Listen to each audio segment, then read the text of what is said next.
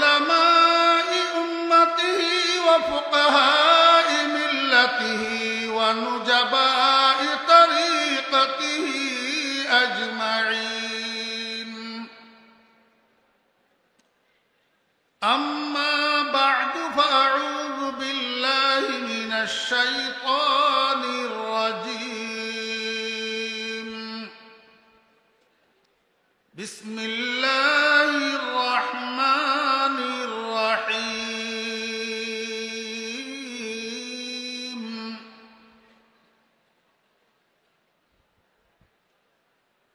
إنا نحن نزلنا الذكر وإنا له لحافظون.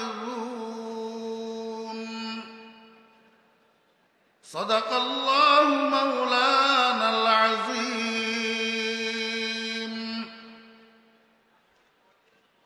قال رسول الله صلى الله عليه وسلم: خيركم من تعلم القرآن وعلمه. وصدق رسوله النبي الأمي الكريم. ونحن على ذلك لمن الشاهدين والشاكرين. ربنا تقبل منا إنك أنت السميع العليم.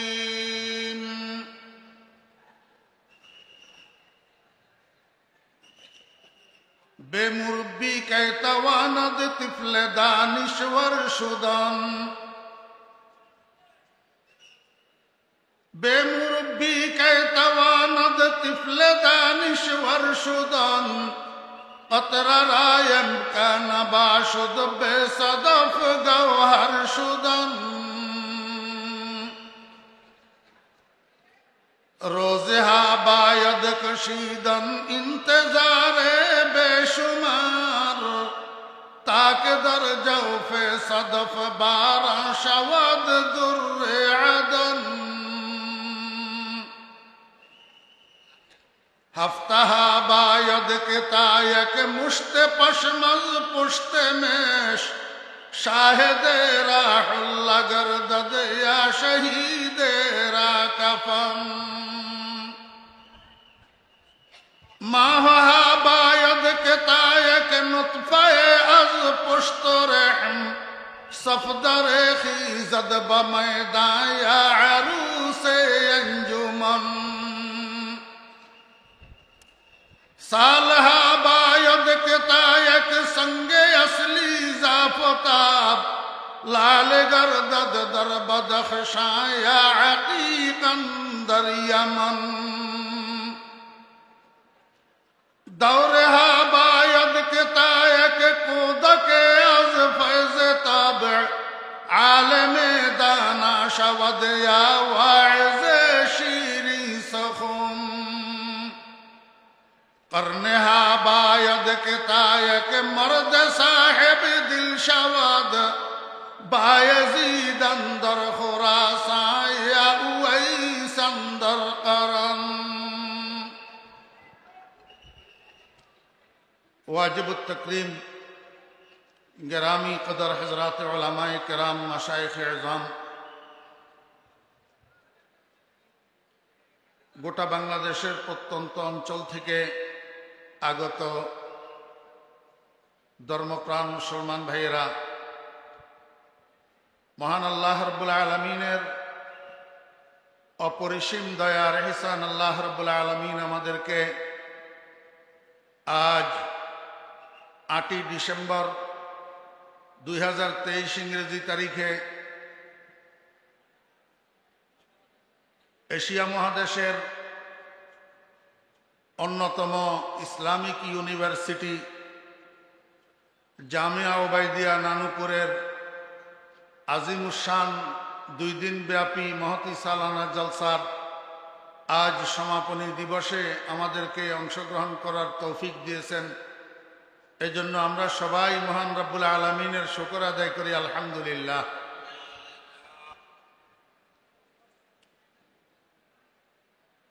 খুতবার পর আমি আপনাদের সামনে আমাদের সকলের সুপরিচিত কোরআনে কারীমের ছোট একখানা আয়াতে কারিমা তিলাওয়াত করেছি। সেই সাথে বিশ্ব মুসলিমের নয়নের মণি সরকারে দো আলম জনাবে মোহাম্মদুর রসুল্লাহ সাল্লাল্লাহু আলাইহি ওয়াসাল্লামের ছোট্ট একখানা হাদিস শরীফ আপনাদের সামনে পাঠ করেছি। আমি গতকাল জোহরের আগেই আসছি নানুপুর। মোটামুটি এই পর্যন্ত যত বয়ান হয়েছে অনেকটা আংশিক হইলেও শোনার চেষ্টা করছি। রুহানিয়তের উপরে, ইসলাহে বাতেনের উপর, জিকিরের উপর আল্লাহর রহমতে অনেক আলোচনা হয়েছে। আমরা লাগাতার কালকে থেকে আজকে পর্যন্ত যারা উপস্থিত আছি, আমার মনে হয় প্রত্যেকের জন্য খোরাক হইয়া গেছে। এটুকুর উপর আমল করলেই আল্লাহর রহমতে যথেষ্ট। এই জন্য আমি ভিন্ন লাইনে কিছু কথা বলার জন্য আয়াতে কারিমাটা তেলাওয়াত করছি। আপনারা তো জানেন এটা নানুপুরের জলসা, এখানে লম্বা আলোচনার সুযোগ অনেক সময় থাকে না, এখনো নাই। এই জন্য অত্যন্ত গুছালোভাবে দু চারটা কথা আয়াতে কারিমার আলোকে বলার আশাবাদী। ওয়ামা তৌফিক ইল্লা বিল্লাহ। এই আয়াতটার আমি একটু অনুবাদ করি। আল্লাহ পাক ইরশাদ করেন, ইন্না নাহনু নাজ্জালনা যিকরা, নিশ্চয় নিশ্চয় আমি অবতীর্ণ করেছি জিকির, ওয়া ইন্না লাহু লাহাফিজুন, এবং নিশ্চয় নিশ্চয় ওই জিকিরের হেফাজতকারী আমি নিজেই। এটা হলো আয়াতের মোটামুটি অনুবাদ। এখন আমাদের বুঝার বিষয় হইল আল্লাহ পাক জিকির নাজেল করছেন, এইটা বলি কি বুঝাইলেন? জিকির কি? ইমামুল মুফাসসিরিন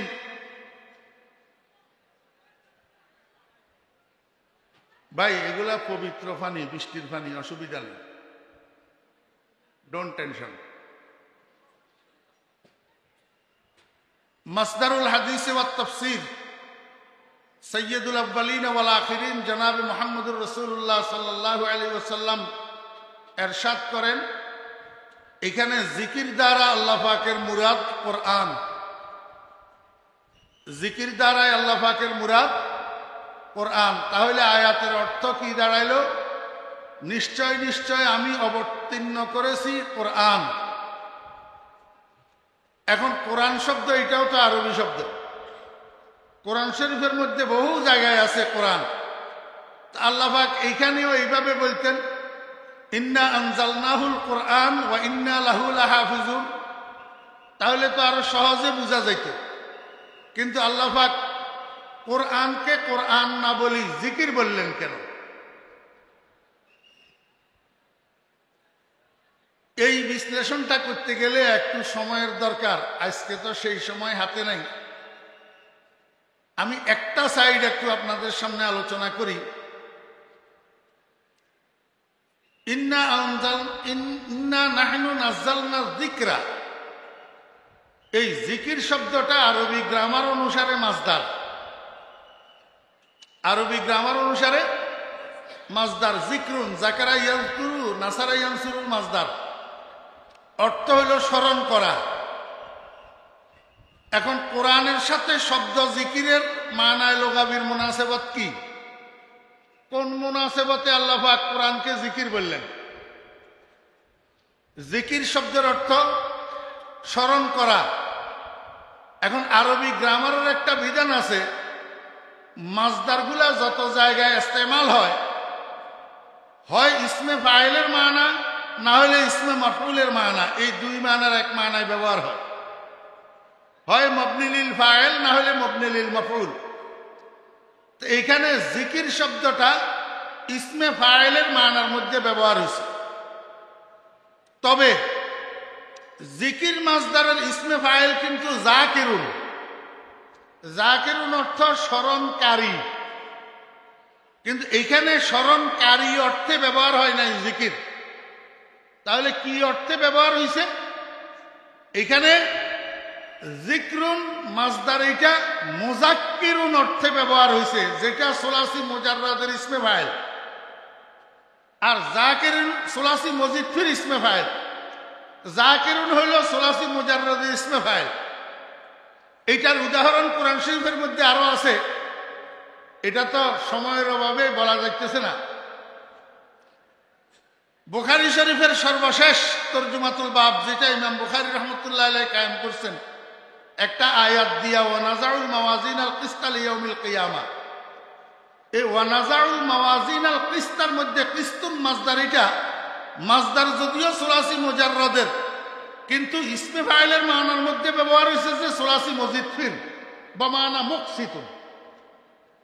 এই কথাটার ইমাম বুখারী রহমতুল্লাহ আলাইহি বলছেন আল কিস্তু মাজদারুল মুকসিতি ওয়া হুয়াল আদিল ওয়া আম্মাল কাসিদ ফাহুয়াল জায়।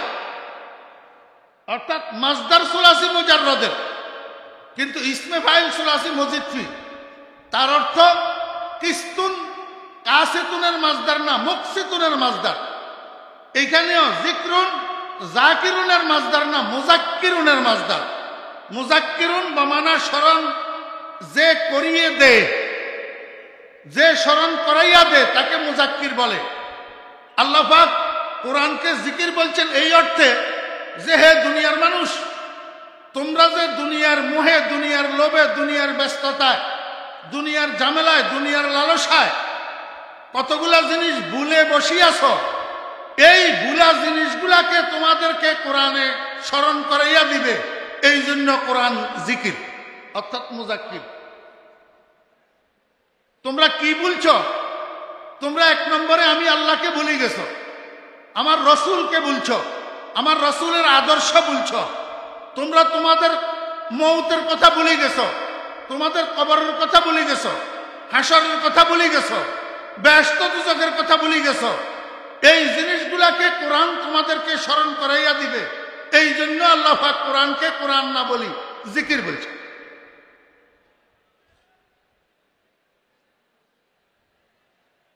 আর একটা কথা ছিল মজার কথা, কিন্তু আজকে এটা সময়ের অভাবে বলা যাবে না। তাহলে আমি যেই কথাটা বলার জন্য টার্গেট করে বসছি এটা বলা হবে না। আচ্ছা, আমাকে একটু বুঝে থাকলে বলুন, কোরআন আল্লাহ নাজিল করছে, এই কথাটা আমাদের জানা কথা না অজানা কথা? জানা কথা না? কোরআন শরীফ কালামুল্লাহ না? তো কালামুল্লাহ আল্লাহ নাজিল করছে না? তো আল্লাহ পাক এই জানা কথাটা আমাদেরকে আবার জানায় কেন? আসল কথা হলো এই কথাটা আল্লাহ পাকের উদ্দেশ্য না। উদ্দেশ্য হলো সামনের কথাটা, ওয়া ইন্না লাহু লাহাফিজুন।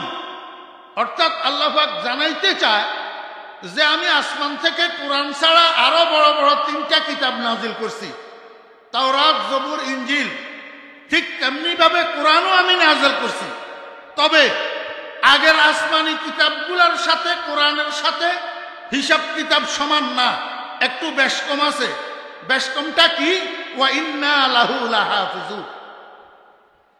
আগে আমি যে 3টা কিতাব নাজিল করছি, তাওরাত, জবুর, ইনজিল, এই কিতাবগুলাকে নাজিল করি, এই কিতাবগুলাকে হেফাজতের দায়িত্ব, রক্ষণাবেক্ষণের দায়িত্ব আমার নিজের হাতে রাখি নাই। আমি যাদের জন্য নাজিল করছি তাদের উপর ছাড়িয়ে দিয়েছিলাম। কিন্তু দুঃখের বিষয়, যাদের জন্য কিতাবগুলা নাজিল করছিলাম তারা এই কিতাবগুলাকে সুরক্ষিত রাখে নাই। তাদের সুযোগ মতো, তাদের সুবিধা মতো, তাদের স্বার্থ মতো এই আসমানি কিতাবগুলোর মধ্যে তারা হেরফের করে ফেলছে, রদবদল করে ফেলছে। আসমানি কিতাবগুলোরে তারা বিকৃত করে ফেলছে। কোথাও একটা শব্দ ফেলে দিছে, কোথাও একটা শব্দ সংযোজন করছে, কোথাও একটা বাক্য ফেলে দিছে, কোথাও একটা বাক্য সংযোজন করছে, কোথাও একটা বাক্যের বাস্তব অর্থ যেটা সেটাকে বিকৃত করি আরেকটা অর্থ জনগণের সামনে পেশ করছে, ওই বিধানের মধ্যে পরিবর্তন হওয়ার জন্য। আল্লাহ পাক বলেন আমার কোরআনের বেলায় যেন এমনটা না ঘটে, এই জন্য কোরআন নাজিল করার পরে আমি এটার সুরক্ষার দায়িত্ব যাদের উপরে নাজিল করছি তাদের উপরে ছাড়ি নাই। এটার সুরক্ষার দায়িত্ব আমি আমার নিজের হাতে রাখি। অতএব কারণে কিয়ামত পর্যন্ত এই কোরআনকে আমি হেফাজত করব।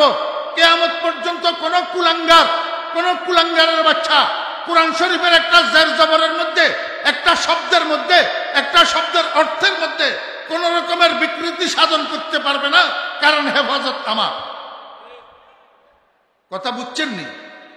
এইবার আমাদের বুঝার বিষয় হলো, অত্যন্ত সংক্ষেপ যেহেতু সময় কম, এইবার আমাদের বুঝার বিষয় হলো এই যে দীর্ঘ সময়কাল কোরআন নাজিল হওয়ার থেকে শুরু করিয়া কিয়ামত পর্যন্ত কোরআন যে আল্লাহ হেফাজত করতে আছে, কিভাবে হেফাজত করতেছে।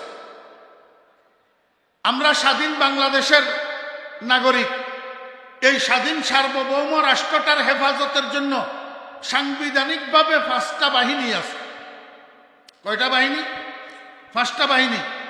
আকাশপথে কোন বহিরাগত দুষ্কৃতিকারী দেশে যেন অনুপ্রবেশ করতে না পারে, দেশের উপরে আক্রমণ করতে না পারে, দেশের ক্ষতি সাধন করতে না পারে, এইটাকে চেক দেওয়ার জন্য একটা বাহিনী আছে। এই বাহিনীটার নাম বিমান বাহিনী।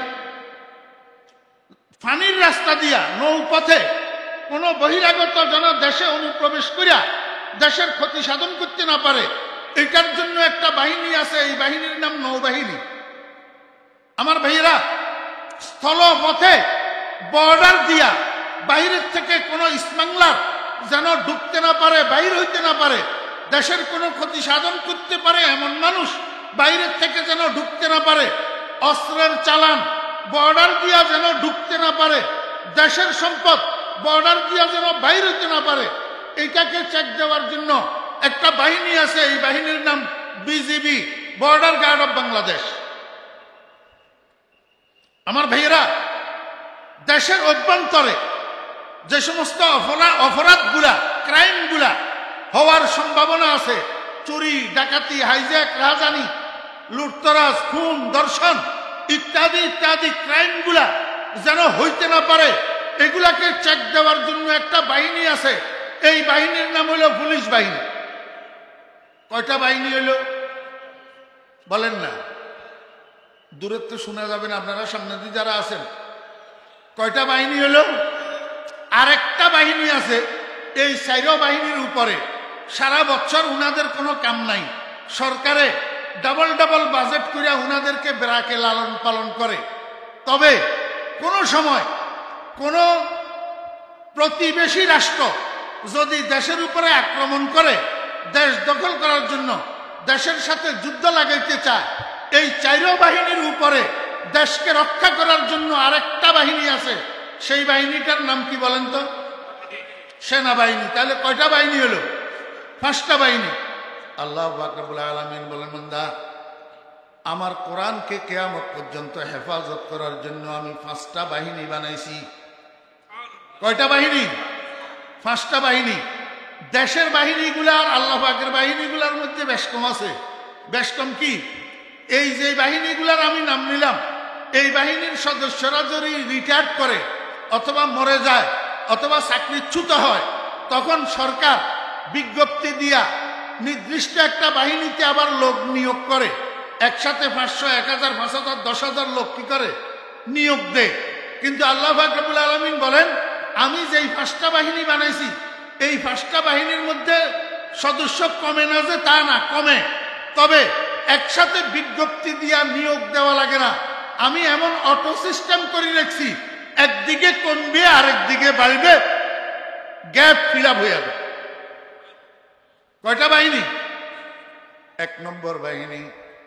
আমার ভাইয়েরা, দোস্ত, দুনিয়াতে কোনো কুলাঙ্গারের বাচ্চা কোরআন শরীফের শব্দের মধ্যে যদি বিকৃতি আনতে চায়, শব্দের মধ্যে যদি পরিবর্তন করতে চায়, কোনো আয়াতের থেকে একটা শব্দ যদি বাদ দিয়া দিতে চায় অথবা একটা শব্দ যদি সংযোজন করতে চায়, এটার হেফাজতের জন্য আল্লাহ একটা বাহিনী বানাইছেন। এই বাহিনীর নাম জুমরাতুল হুফাজ। জুমরাতুল হুফাজ, এটার নাম হলো হাফেজ বাহিনী। এটার নাম কি ভাই? হাফেজ বাহিনী। দুনিয়াতে আমরা আমাদের দেশের হাফেজ সাহেব করে হিসাব করলে হবে না। এমন হাফেজ, যেই হাফেজদের সিনার মধ্যে সার্বক্ষণিক 30 পারা কোরআন সুরক্ষিত। যেই কোনো মুহূর্তে এই 30 পারা থেকে যেই কোনো জায়গায় একটা আয়াত যদি আপনি বলেন, তাহলে সাহেব সামনের দিকে অনর্গল পড়তে পারবে। এইরকম হাফেজ পৃথিবীতে আছে না নাই? আমার ভাইরা দোস্ত আহবাব, উদাহরণস্বরূপ চাপোজ যদি সারা দুনিয়ার কোরআন শরীফ গুলাকে এক জায়গায় একত্রিত করিয়া যদি আগুন লাগাইয়া দেওয়া হয়, গোটা দুনিয়ার কোরআন শরীফ গুলাকে পুড়ে ফেলা হয়, তারপরেও আল্লাহর রহমতে আল্লাহর দুনিয়াতে এমন এমন হাফেজ আছে, পরের দিন কম্পিউটারের সামনে বসি কম্পোজ করি, প্রেসে যাইয়া ছাপাইয়া বহু কোরআন শরীফ একটা নোক্তার পরিবর্তন ছাড়া, একটা জের জবরের পরিবর্তন ছাড়া আবার পৃথিবীর মানুষের সামনে এই কোরআন শরীফ উপস্থাপন করতে পারবে। কোন রকমের রদবদল করার সুযোগ নাই। বুঝে থাকলে বলুন, কোরআনে কারীমের শব্দের হেফাজত যেই বাহিনীর দ্বারা আল্লাহ পাক করে, এই বাহিনীর নাম কি?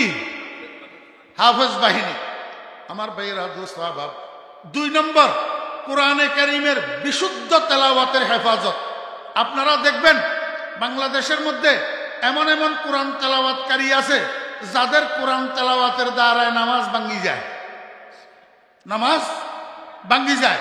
বিশেষ করে এই গ্রামে গ্রামে বেদাতি মৌলবী কতগুলো আছে পাঞ্জেগানার ইমামতি করে, এগুলার একটারও কোরআনে কারীমের তেলাওয়াত সহি নাই। কোরআনে কারীমের তেলাওয়াত সহি নাই। আমার ভাইয়েরা, বেদাত অন্ধকার, কোরআনে কারীম আলো।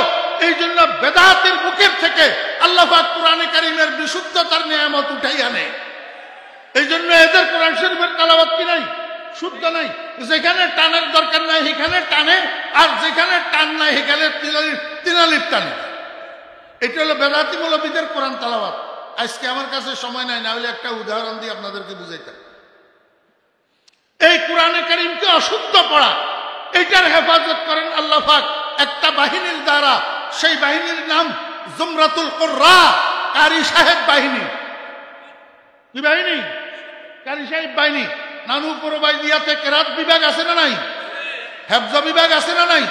তাহলে এই 2 বাহিনীর সদস্য ওবাইদিয়াতে উৎপাদন হয় কি হয় না?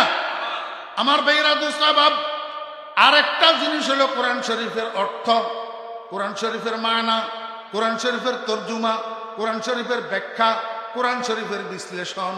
এই জিনিসটা যেন অশুদ্ধ কেউ করতে না পারে, অশুদ্ধ অনুবাদ যেন করতে না পারে, অশুদ্ধ ব্যাখ্যা যেন দিতে না পারে, অশুদ্ধ তাফসীর যেন করতে না পারে। এইটার হেফাজতের জন্য আল্লাহ পাক একটা বাহিনী বানাইছেন। এই বাহিনীর নাম জুমরাতুল উলামা, আলেম বাহিনী। কি বাহিনী? আলেম বাহিনী। যেই কোনো যুগে যুগে কালে কালে কোন কুলাঙ্গারের বাচ্চা কোরআনে কারীমের তাফসীর, কোরআনে কারীমের ব্যাখ্যা, কোরআনে কারীমের অনুবাদ ওই গোপালগঞ্জিয়ার মতো যদি নিজের থেকে বানাইয়া করে দিতে চায়, হক্কানি উলামায়ে কেরাম সাথে সাথে সেখানে ঝাঁপাইয়া পড়ে সেটাকে রক্ষা করার জন্য। আমার ভাইয়েরা দোস্ত আহবাব, এই বাহিনীর নাম জুমরাতুল উলামা, আলেম বাহিনী। কয় বাহিনী হলো? ওবাইদিয়াতে আলেম বানানোর শাখা আছে না নাই? কিতাব শাখা যেটা, এখান থেকে আলেম বাহির হয় না হয় না? আল্লাহর রহমতে এই আজকে আপনাদের আশেপাশে যাদেরকে দেখতেছেন এদের অধিকাংশ ওবাইদিয়ার প্রোডাক্ট। আমাদের বর্তমান পীর সাহেব হুজুর দামত বরকাতুহুম ওবাইদিয়ার প্রোডাক্ট। নানুপুরের বর্তমান শাইখুল হাদিস সাহেব বর্তমান বাংলাদেশের হাতে গোনা কয়েকজন, গুটি কয়েক অন্যতম শাইখুল হাদিসের এক শাইখুল হাদিস আমার পীর সাহেব হুজুর রহমতুল্লাহ আলাইহির নিয়ামত। আমার পীর সাহেব হুজুরের পরিবারের উজ্জ্বল নক্ষত্র শাইখুল হাদিস আল্লামা কুতুবউদ্দিন দামত বরকাত। আমি 1 বছর মাহফিলে বলছিলাম, এখন থেকে 10 বছর পরে দেখিও কুতুবউদ্দিন না, কুতুবউদ্দিন অন্য কিছু। এখন দেখতেছেন আপনারা আল্লাহর রহমতে আগের কুতুবউদ্দিন সেই কুতুবউদ্দিন না, এখন কুতুবউদ্দিন নানুপুরের শাইখুল হাদিস না, শুধু বাংলাদেশের অন্যতম শাইখুল হাদিস। আমি অদম, আমার তো 63 বছর বয়স চলতেছে, কয়দিন বাঁচি ঠিক নাই। আমি আজকে আবার ভবিষ্যৎবাণী করে গেলাম, আজকে থেকে 10 বছর 15 বছর পরে আপনারা দেখবেন আজকের কুতুবউদ্দিন থাকবে না। আজকের কুতুবউদ্দিন বাংলাদেশের আকাশের এক উজ্জ্বল নক্ষত্রে পরিণত হবে ইনশাআল্লাহ। হাদিসের জগতে, রুহানি জগতে, সব জগতে। এটা আমার পীর সাহেব হুজুর রহমতুল্লাহ আলাইহির হক্কানিয়তের দলিল, হক্কানিয়তের দলিল। মুরব্বীদের আওলাদ এরকম হয় কম। জুমরাতুল উলামা, জুমরাতুল, আমার বেহরা দোস্ত আবাব, কোরআন শরীফের মধ্যে ৬৬৬৬ আয়াত আছে। এর মধ্যে ৫০০ আয়াত হলো বিধিবিধানের আয়াত, আয়াতুল আহকাম, আয়াতুল আহকাম। ৫০০ আয়াতের মধ্যে আল্লাহ পাক একটা মানুষ জীবন কিভাবে পরিচালনা করবে, নামাজ কিভাবে পড়বে, রোজা কিভাবে রাখবে, হজ কিভাবে করবে, যাকাত কিভাবে দিবে, ব্যবসা কিভাবে করবে, পরিবার কিভাবে চালাবে, সন্তানদেরকে কিভাবে পরিচালনা করবে, ব্যবসা বাণিজ্য কিভাবে করবে, এই সমস্ত বিধিবিধান আল্লাহ পাক কোরআন শরীফের ৫০০ আয়াতের মধ্যে দিয়েছেন।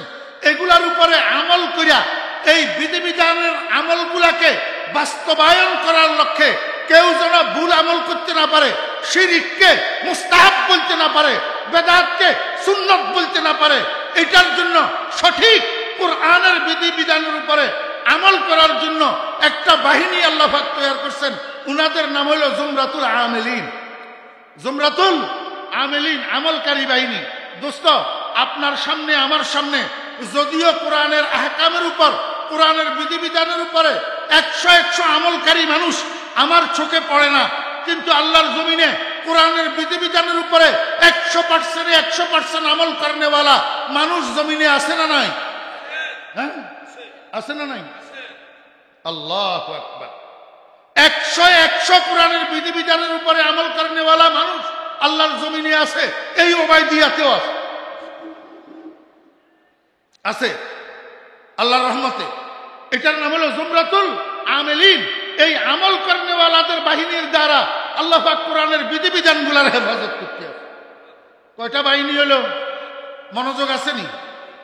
মনোযোগ আসেনি? ইম্পর্টেন্ট। কয় বাহিনী গেল? ৪ বাহিনী।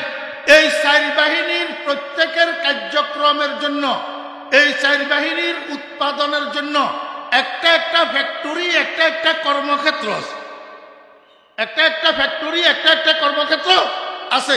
আমার ভাইরা, এই হাফেজ বাহিনী উৎপাদনের জন্য একটা ফ্যাক্টরি আছে না নাই? এটার নাম কি?